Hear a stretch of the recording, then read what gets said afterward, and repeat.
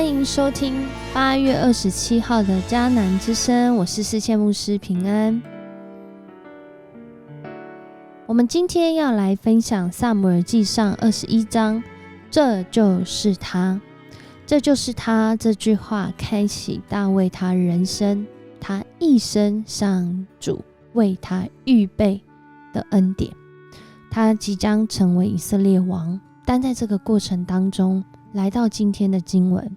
真的是行在死荫幽谷啊！行在死荫幽谷中的大卫，如何靠着那从上主来的智慧，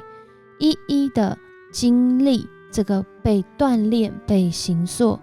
属灵肌肉，或者是我们身体的这个肌肉质量变得扎实的过程。在今天要来 RPG 祷告的经文，在哥林多前书3章13节，到了审判的日子，每一个人的工程好坏都会显露出来，因为大火将显露并试验每一个人的工程，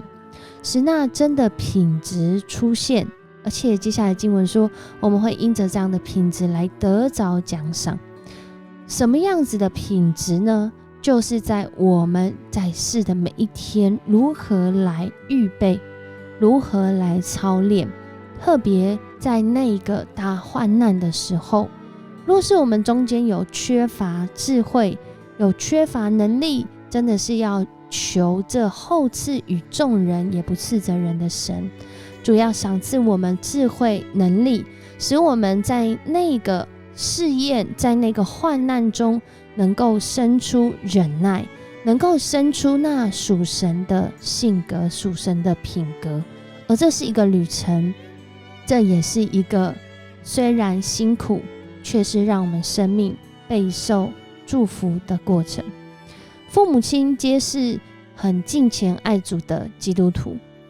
他们原先有2个儿子，然后在年纪比较大的时候，竟然上主给他们一个恩典，让他们生下了一个女儿。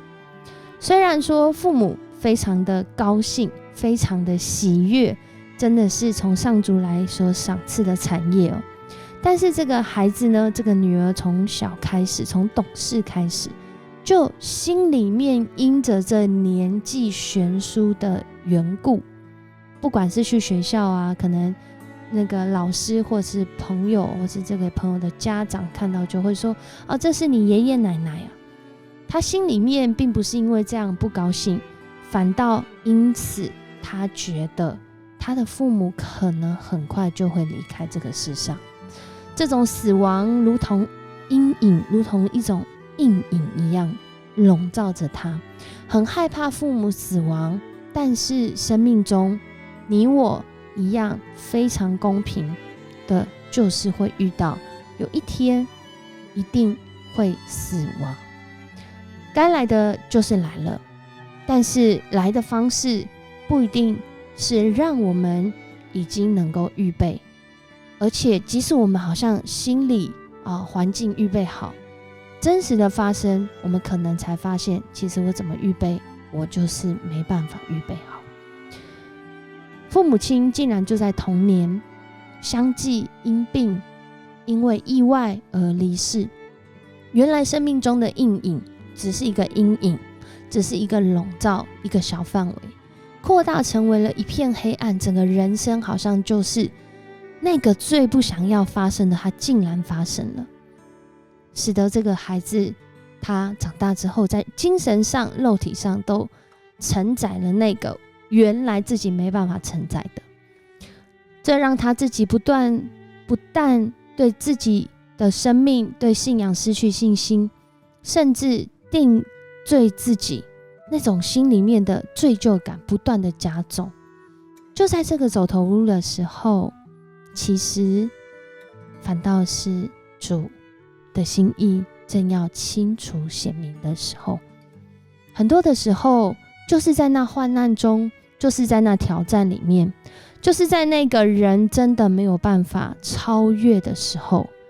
我们太有限了，而这位无限的主，他所预备的才更是清楚显明的临到我们的生命中。他不仅要担负我们的重担，更是在这过程里面，其实是要预备我们的生命，打造我们生命的工程，如同今天的这段经文。撒母耳记上21章这一整章的经文，我们开始看见原来大卫是一个什么样子的人。大卫因着逃难，要逃离扫罗的追杀，来到了挪伯亚希米勒祭司那里。这个时候他们敬拜的中心早就不在示罗了。在以利这个祭司之后呢，这个因着约柜被掳走，还有各式各样的原因，他们似乎现在的敬拜中心来到了挪伯这个地方。而他来找这个亚希米勒祭司，他以为大卫是扫罗的女婿，所以应该是因公出差来到这里。但是奇怪的是，为什么他自己一个人来呢？大卫就在这里说到他其实我们透过他的回应就知道，其实大卫他是很精明的人哦。他没有说扫罗想对他怎么样，或许这个祭司会因着这个王是扫罗的原因，可能还会有其他做法，我们不知道。然而我们看见大卫在这里呢，他来寻求一些帮助，然而他没有说他正遭遇什么样的境况。然后就在那里呢，拿了吃的，拿了喝的，然后拿了一个这个兵器之后，他就上路了。他就上路怎么样呢？继续逃难。他逃去哪？他逃去了人家说最危险的地方就是最安全的地方，他竟然逃到了加特雅吉王那里去。大家知道加特雅吉王，就可以直接想象的就是这应该是非利士人的军营营地吧？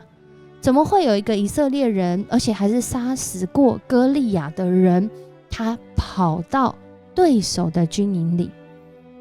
当然大卫在这里的做法我们都很清楚知道，他其实是有想过的，他其实是有思考过，而且他在这当中他有他自己的心意。大卫就在这里面呢，假装自己是装疯卖傻，为了是要加特王对他施了这个警戒，对他的所作所为觉得大卫就是疯了才会跑到这里来啊。所以后来呢，在这段经文中我们看见加特王真的亚吉王他真的是这样想他就把大卫在这里定义为一个疯子。但是其他人也觉得很纳闷啊，这个疯子他杀死过歌利亚，他现在在我们这里如果是疯子我们都知道，就是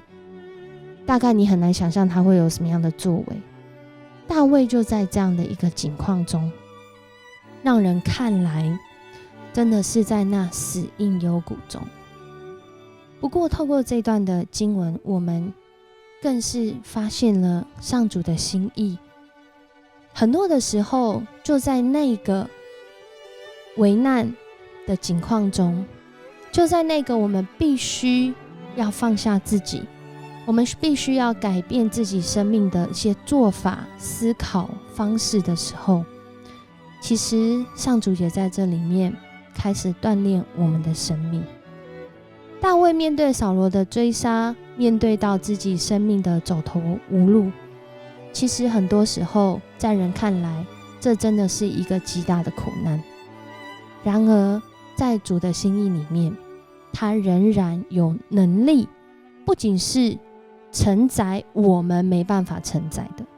更是扩张我们生命中原来没有办法承载。渐渐的我们这个器皿因着投靠主，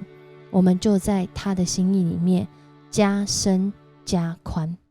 能够更多来承载，不论是对我们生命当中那些看来正向、看来很有直接益处的，还是对我们生命当中带来许多刺激，甚至是可能让我们受伤的，主就在这里面锻炼我们的生命。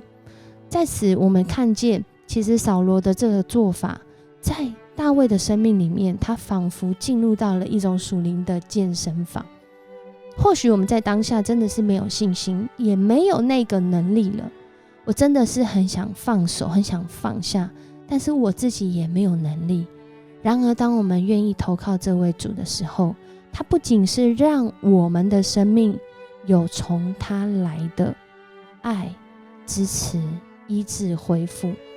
他更是教导我们扩张我们的生命，让我们知道在这样的境况中，我虽行过这死荫的幽谷，却不遭害，因为我的主是我的牧者，他用他的杖，用他的拐来引导我前行。甚至我们将来会看到，真的就是在诗篇23篇的这样的一个画面在敌人面前为我摆设宴席，使我的福杯满溢。但是若没有敌人，若没有这样的一个环境，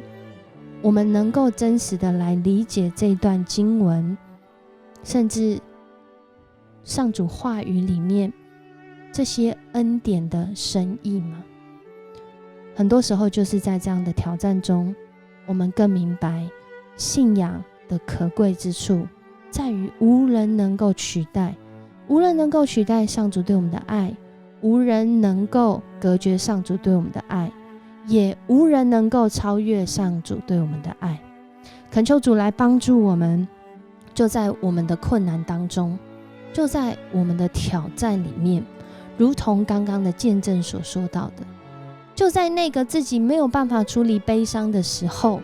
主就教导我们如何开始面对我们生命中的悲伤。这位姐妹后来参与在教会的一个处理悲伤的一个团体里面，她后来认识到，原来悲伤是每一个人都会有的情绪。面对过去那些不管是我们在意外中，在已经意料之内知道会离开我们的人的生命，我们想起还是会流泪，还是会难过，这都很正常。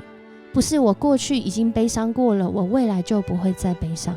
而是在每一个时期都会有那样的需要。那我们就放心放手的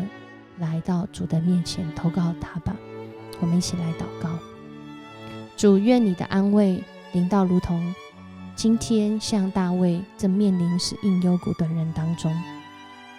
愿你的话语来坚固建造正在这样处境的弟兄姐妹，他们的生命被主来接住，以至于他们知道不仅是自己在承载，更是主你承载我们所承载的。我们为此献上感谢祷告，奉主耶稣的名，阿们。很高兴今天跟你分享迦南之声，愿主的安慰，愿主的话语今天临到你。不论你在什么样的处境中，主的心意是他的光，要照明你心中的眼睛，使你充满盼望。我是世界牧师，我们明天见。